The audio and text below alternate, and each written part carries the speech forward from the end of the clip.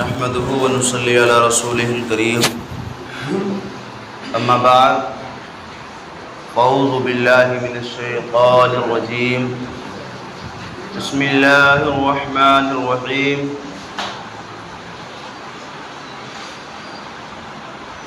شہر رمضان الذی انزل فیہ القرآن صدق اللہ العلی العظیم وصدق رسولہ النبی الامین المتین الکریم ونحن على ذلك لمن الشاہدین والشاکرین والحمد للہ رب العالمین۔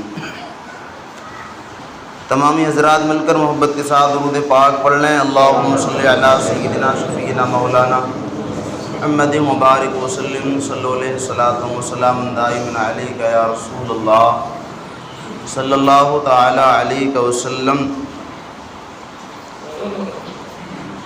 آگے کچھ عرض معروف سے پہلے دو تین اشعار ہیں نظم کے رمضان کے تعلق سے، محبت کے ساتھ سماعت کر لیجئے گا۔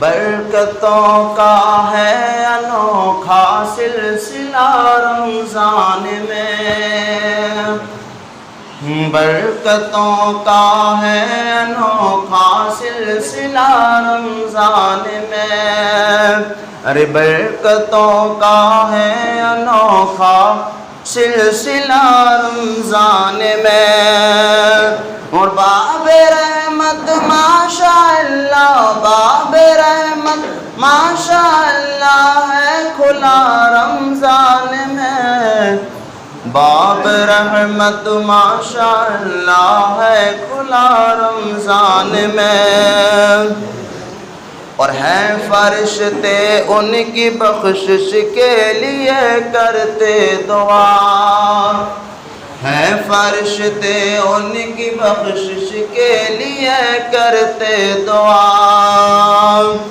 روزہ داروں کا بڑا ہے، روزہ داروں کا بڑا ہے مرتبہ رمضان میں، روزہ داروں کا بڑا ہے مرتبہ رمضان میں۔ سبحان اللہ کہنے کو کہ پیسے نہیں لگ رہے ہیں کہ روزہ داروں کا بڑا ہے، ایک مرتبہ سبحان اللہ کہیں گے 90 مرتبہ جو ہے اس کا ثواب ملے گا، ٹھیک ہے نا، اس کا کوئی جو ہے جی ایس ٹی نہیں کٹ رہی ہے اس کی۔ ہیں فرشتے ان کی بخشش کے لیے کرتے دعا، اور روزہ داروں کا بڑا ہے مرتبہ رمضان میں، روزہ داروں کا بڑا ہے مرتبہ رمضان میں، اور آٹا چاول اور ہر سامان سہ کر کے مدد، غریبوں کی جتنی مدد کیجیے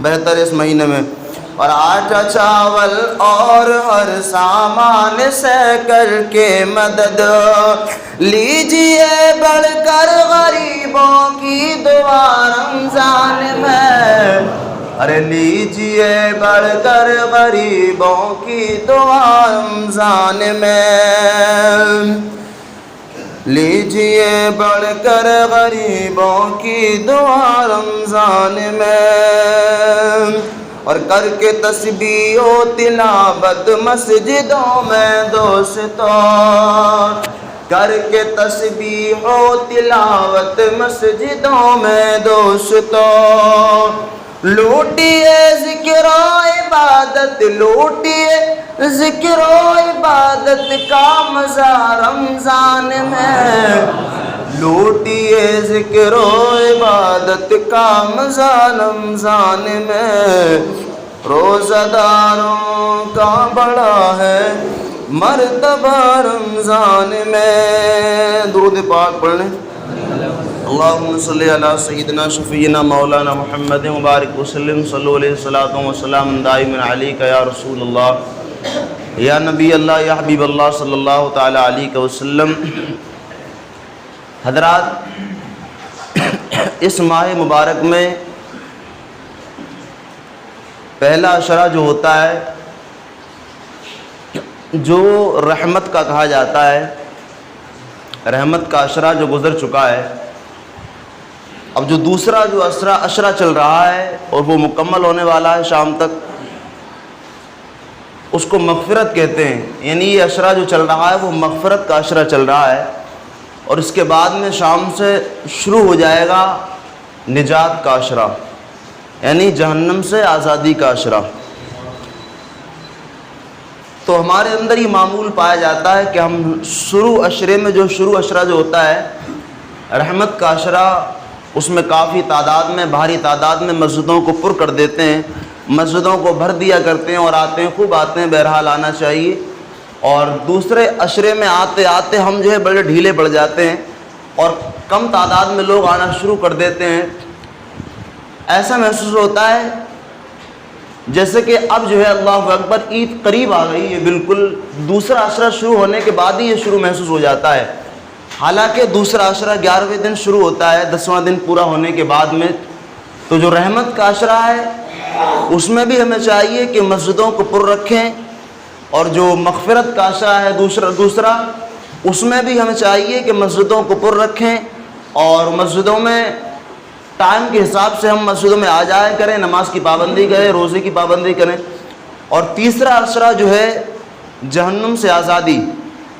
اب اس ماہ مبارک میں محنت کرتے ہیں، نمازیں پڑھتے ہیں، روزہ رکھتے ہیں، دھوپ کو برداشت کرتے ہیں، پیاس کو برداشت کرتے ہیں، بھوک برداشت کرتے ہیں، بہت ساری جو ہے پریشانیاں جو ہوتی ہیں وہ انسان برداشت کرتے ہیں.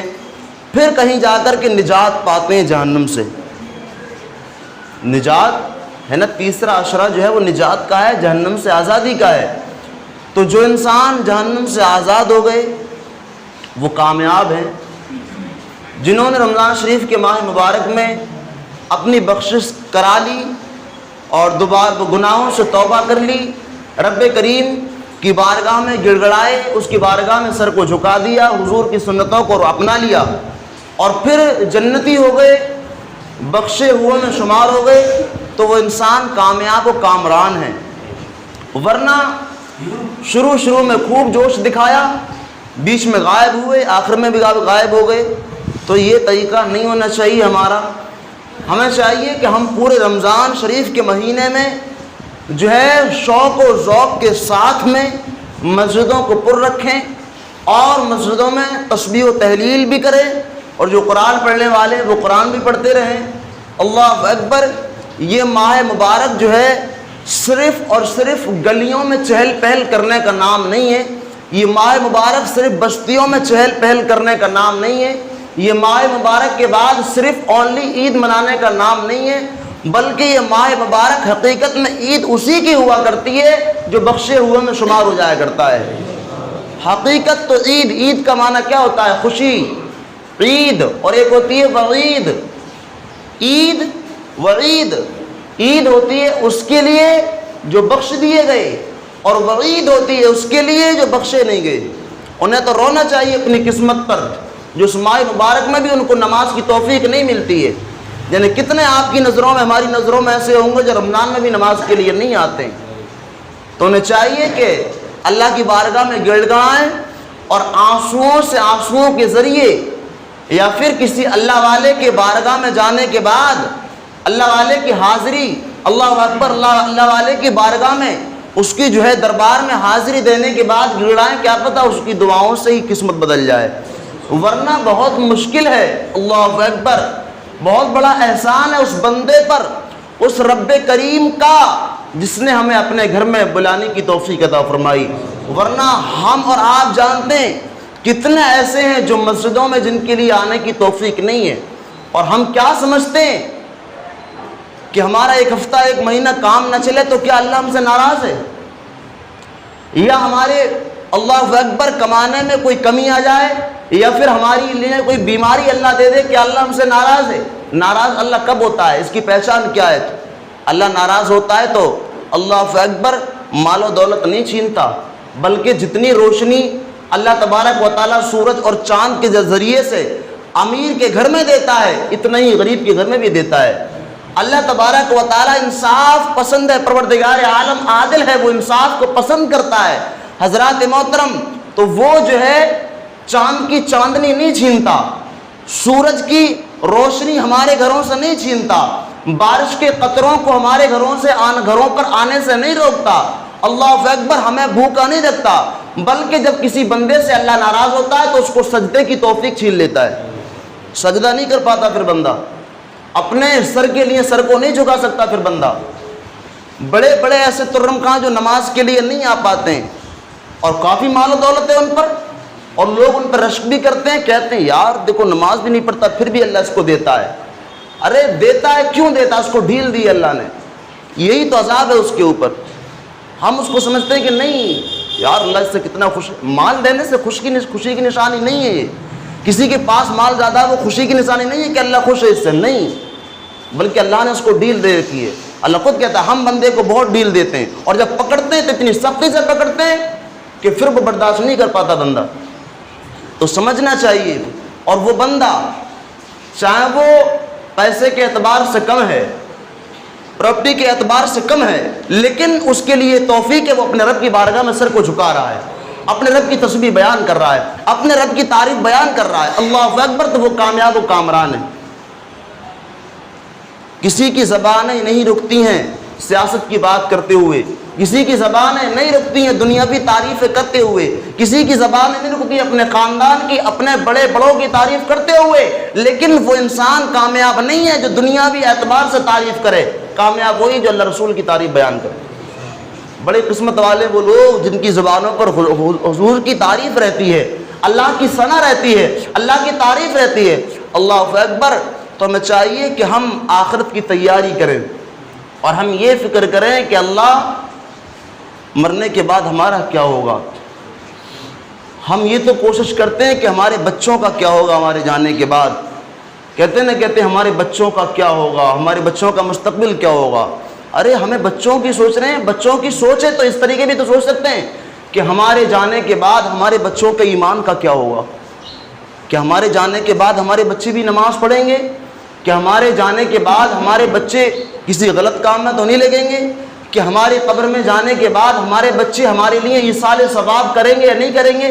اس کی فکر کریں تو اچھی بات ہے، لیکن نہیں کیا کریں گے، ہمارے بچے ہمارے جانے کے بعد میں گھر بار اپنا چلا پائیں گے نہیں چلا پائیں گے، اس کی فکر رہتی ہے ہمیں۔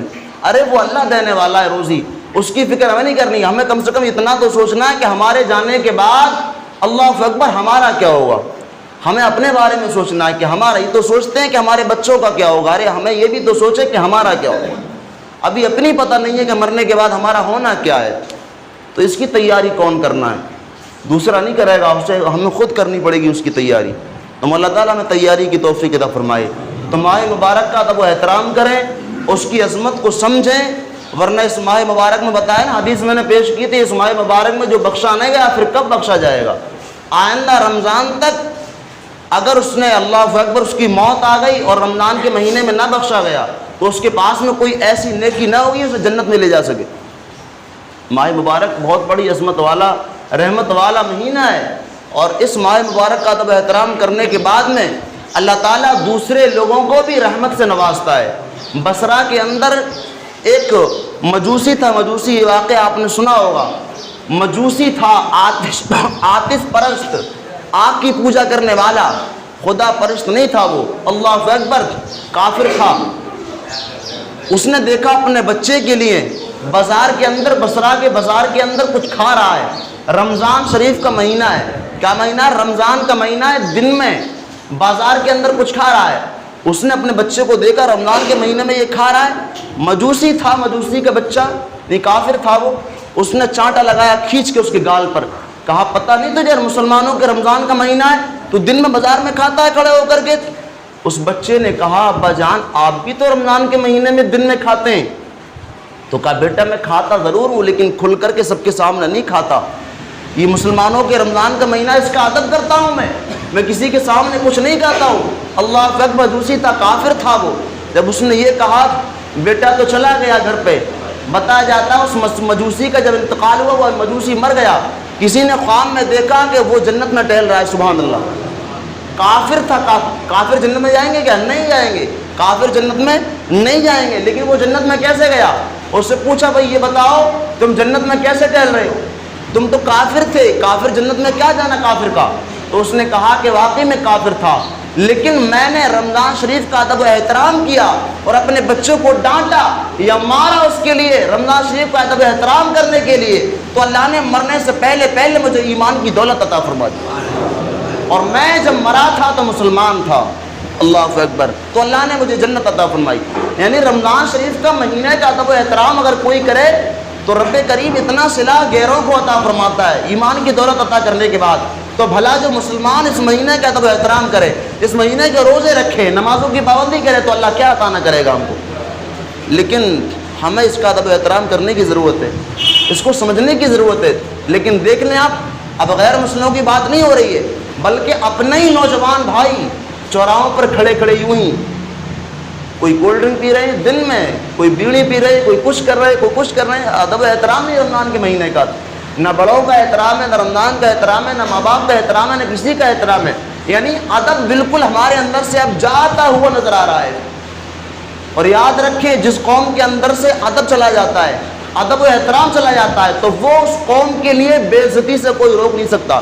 وہ جو ذلت ہی اس کی قسمت میں لکھ دی جاتی ہے، پھر اس قوم کے لیے عزت نہیں ملتی کہیں۔ دنیا کے اندر وہ قوم ذلیل ہوتی ہے جس قوم کے اندر بڑوں کا ادب و احترام نہ ہو، اعلیٰ چیزوں کا، بڑی چیزوں کا ادب و احترام نہ ہو۔ اور ہم تو ادب والے بننے ہیں، اللہ کا ہم ادب کرتے ہیں، نبیوں کا ہم ادب کرتے ہیں، ولیوں کی مزاروں کا ہم ادب کرتے ہیں، بلکہ قبرستان میں جائیں تو ہم ادب کرتے ہیں، اپنے بڑوں کا ادب ہم کرتے ہیں۔ لیکن رمضان کا ادب نہ کریں، ہم زبان سے سب کچھ کہیں تو کیا مسلمان ہیں؟ مولا تعالیٰ ہم تمامی کو رمضان کے مہینے کا، بزرگوں کا، تمامی بڑوں کا ادب و احترام کرنے کی توفیق عطا فرمائے، اور اس ماہ مبارک کی برکت سے مولا تعالیٰ ہم تمامی کی بخش و مغفرت فرمائے، بالخصوص ہمارے نوجوانوں کو ہدایت نصیب فرمائے۔